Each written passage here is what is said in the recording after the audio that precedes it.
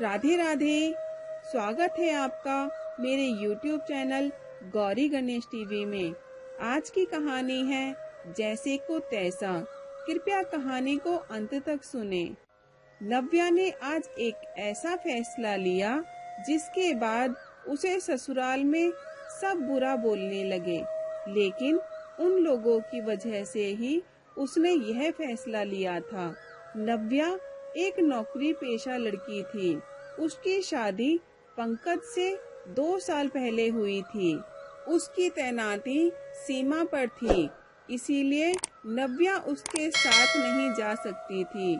शादी के बाद नव्या के ससुराल वालों ने जिद करके उसका तबादला अपने शहर में करवा लिया।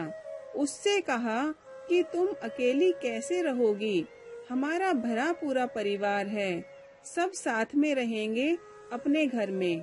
नव्या ने भी खुशी खुशी अपना तबादला करवा लिया, लेकिन कुछ समय बाद ही नव्या ने यह महसूस किया कि उसको उन लोगों ने साथ रहने के लिए नहीं, बल्कि उसके पैसे के लिए उसे अपने पास बुलाया है।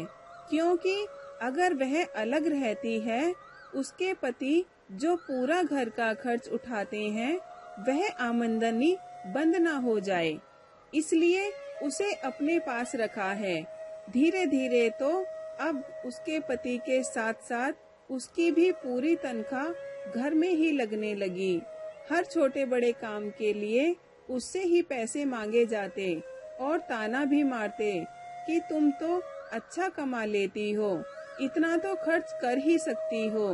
1 साल बाद जब नव्या ने बेटे को जन्म दिया तो वह नौकरी छोड़ना चाहती थी, परंतु सास और जेठानी ने बड़े प्यार से कहा कि बच्चे को हम देखेंगे, तुम नौकरी मत छोड़ना। क्योंकि उसके नौकरी छोड़ते ही उन्हें अपनी मौज मस्ती के लिए पैसे कहाँ से मिलते। बच्चे के जन्म के कुछ समय बाद नव्या फिर से काम पर जाने लगी। उसने यह सोचा बच्चा तो उसके ही घर का है, उसका तो वह ध्यान रखेंगे ही।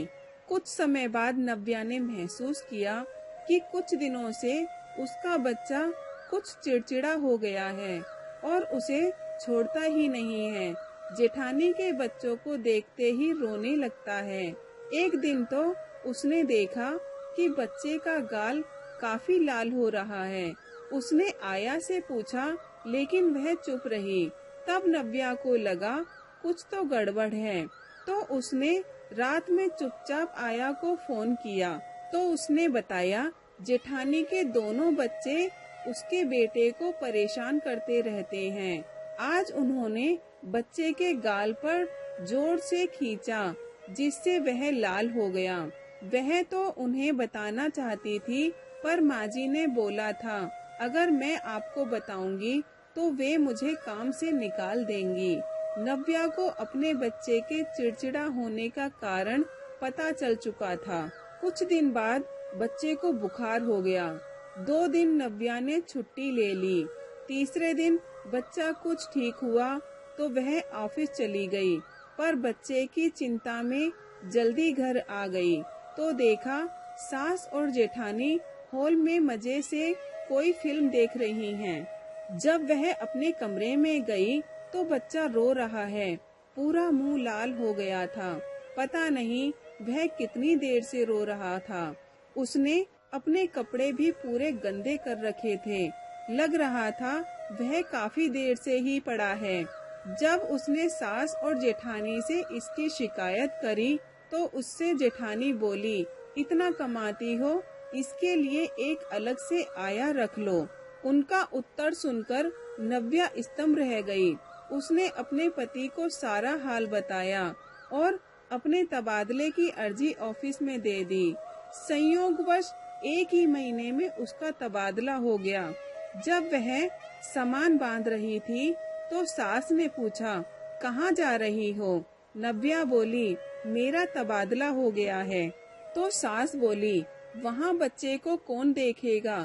तब नव्या बोली, जो यहाँ देखता है, जब यहाँ से पूरे समय आया देखती है तो वहाँ भी मैं एक आया रख लूंगी। पंकज भी मेरी बात से सहमत हैं। अब तो सास और जेठानी की सूरत देखने लायक थी।